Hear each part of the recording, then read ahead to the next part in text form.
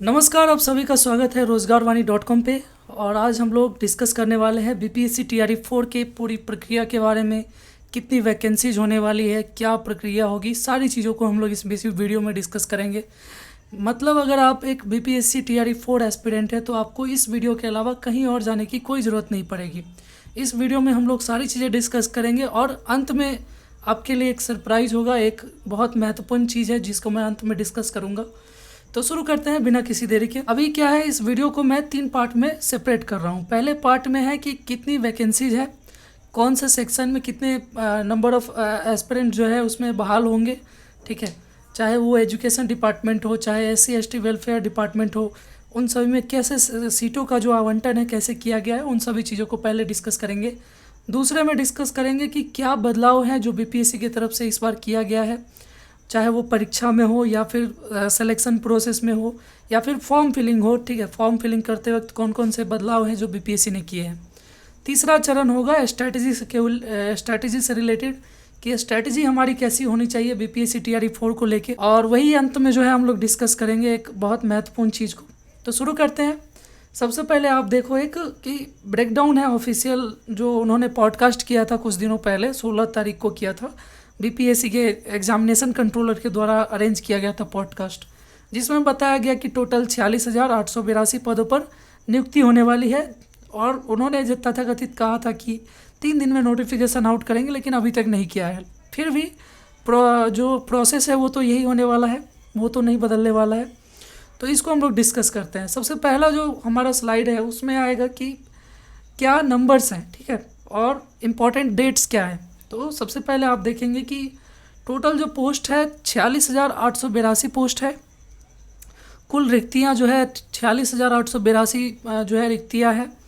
Examination date है, जो चीज़ें हमारे सामने अभी ऑफिशियली अवेलेबल है उनके बारे में हम लोग सिर्फ डिस्कस करेंगे। जो एग्जामिनेशन डेट है वो पहले ही बीपीएससी ने अपने कैलेंडर में अनाउंस कर दिया था कि 22 सितंबर से 27 सितंबर 2026 को एग्ज़ाम होगी। और एक चीज़ उन्होंने अभी 16 तारीख को दिया था जो कि डेट फेल हो चुका है। आप ये देखोगे अप्रैल में उन्होंने कहा था कि 25 से 26 तारीख तक हम लोग एप्लीकेशन का डेट रखेंगे, इसमें आप लोग अप्लाई कर सकते हैं, जो कि फेल हो चुका है। उन्होंने ये भी कहा था कि नोटिफिकेशन 3 से 4 दिन में आ जाएगा, जो कि वो भी नहीं आ पाया। तो मैं अभी बहुत डिसअपॉइंटेड हूँ, सारे बच्चे लाखों एस्पिरेंट्स जो है डिसअपॉइंटेड है, ठीक है। खैर इस डेट को छोड़ दे, तो आगे चलते हैं हम लोग और क्या क्या चीज़ें हैं, कैसे डिस्ट्रीब्यूशन है, कौन कौन से डिपार्टमेंट में कितने नंबर्स का डिस्ट्रीब्यूशन दिया गया है। तो अभी हम लोग देखेंगे एजुकेशन डिपार्टमेंट। टोटल मैं बता दूं इसमें 46,882 पोस्ट में जो है 4 विभाग की तरफ से वैकेंसी आएगी। पहली है एजुकेशन डिपार्टमेंट, जो सबसे बड़ी डिपार्टमेंट है जिसमें सबसे ज़्यादा वैकेंसी है, ठीक है। उसमें टोटल शिक्षा विभाग के अंदर आपको 45,178 पोस्ट पे आवेदन होने वाला, रिक्ति होने वाली है। अब आप देखो कि इसमें कैसे कैसे डिस्ट्रीब्यूशन है। प्राथमिक 1 से 5 तक जो है आप देखोगे शिक्षा विभाग के अंतर्गत 1 से 5 तक जो है 10,778 लोगों की बहाली होगी, ठीक है, यानी इतनी सारी रिक्तियाँ हैं।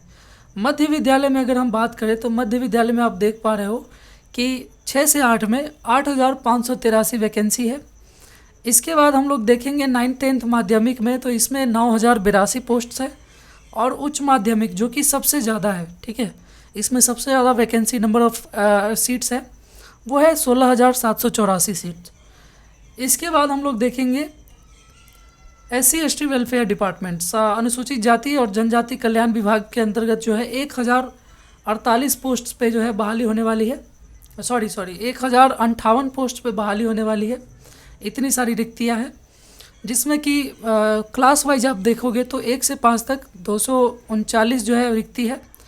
6 से 10 में जो है 316 रिक्ति है।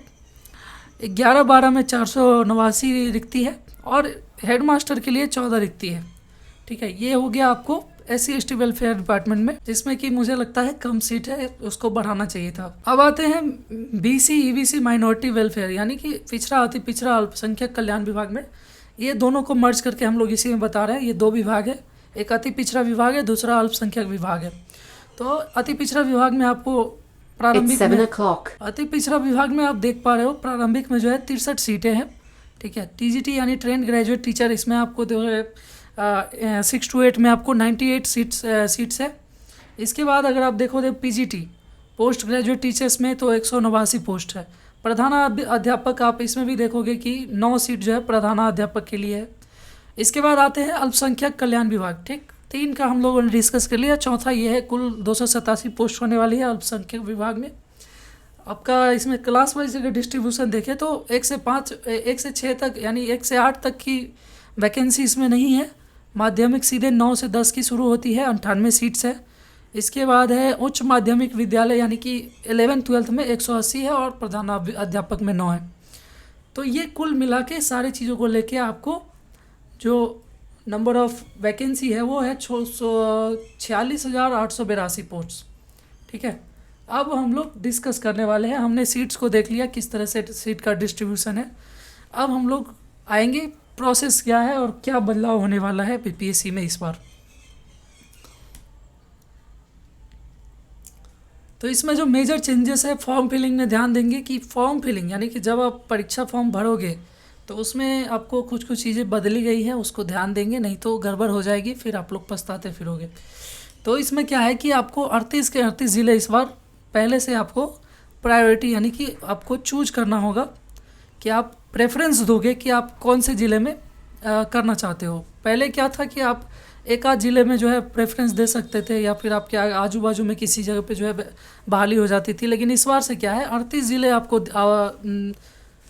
इस बार क्या है 38 ज़िलों में आपको प्रेफरेंस देना है, और आपकी मेरिट जैसी होगी उस हिसाब से आपको ज़िला आवंटन किया जाएगा, यानी कि उसमें आपको बहाली की जाएगी। अगर आप मान लो कि 32 ज़िला भरते हैं और 6 ज़िले छोड़ देते हैं, और किसी कारण से आपका मेरिट उस लायक नहीं बन पाया कि 32 ज़िलों में से किसी में हो पाए, ठीक है, आप एकदम सिंपल में समझो कि आपकी जो है उतने नंबर नहीं आ पाए कि 32 ज़िले जो है उसमें से कहीं हो पाए, तो फिर आपका क्या होगा, वो रद्द हो जाएगा, कोई फ़ायदा नहीं होगा। लेकिन अगर आप 38 के 38 ज़िला भरते हो, अब भर ही देना, क्यों खाली छोड़ना भाई, ठीक है। तो इसको ध्यान देंगे, 38 के 38 ज़िला भरना ही है, भर ही देना। दूसरी जो रूल है वो है कि पेमेंट फर्स्ट। आवेदन करने के लिए आपको पहले से पेमेंट करना होगा, उसके बाद ही आप आवेदन कर पाओगे, एप्लीकेशन फॉर्म को एक्सेस कर पाओगे। तीसरी जो है, आपको OTR करना होगा। पहले ये नहीं था, अभी OTR करना ज़रूरी है। 1 टाइम रजिस्ट्रेशन प्रोफाइल जो है आपको बनाना पड़ेगा।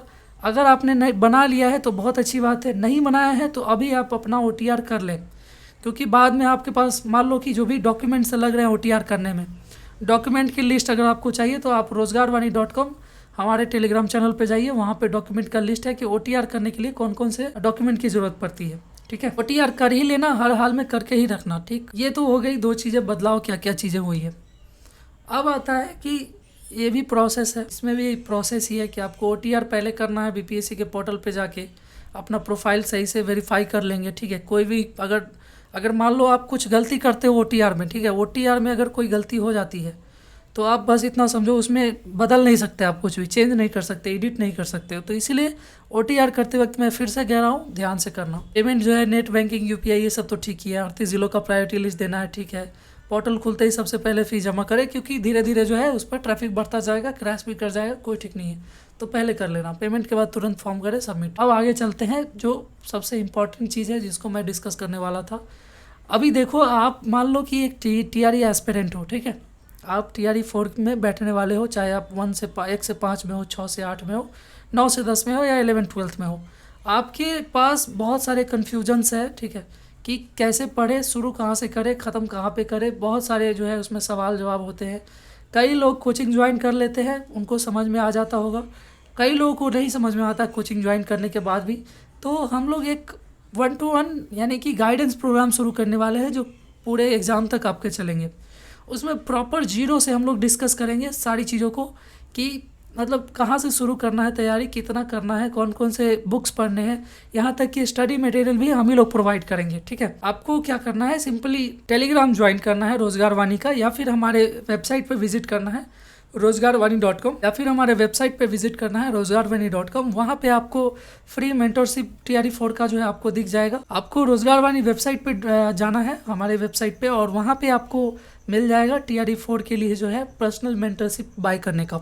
और मैं ये दावे के साथ कहता हूँ, जितने विद्यार्थी मेरे साथ दिल से जुड़ेंगे, मैं 100% कह रहा हूँ, उनका मैं सिलेक्शन करवा के रहूँगा। ये रही सारी डिटेल्स, और वीडियो अच्छी लगी हो तो सब्सक्राइब कर लेना चैनल।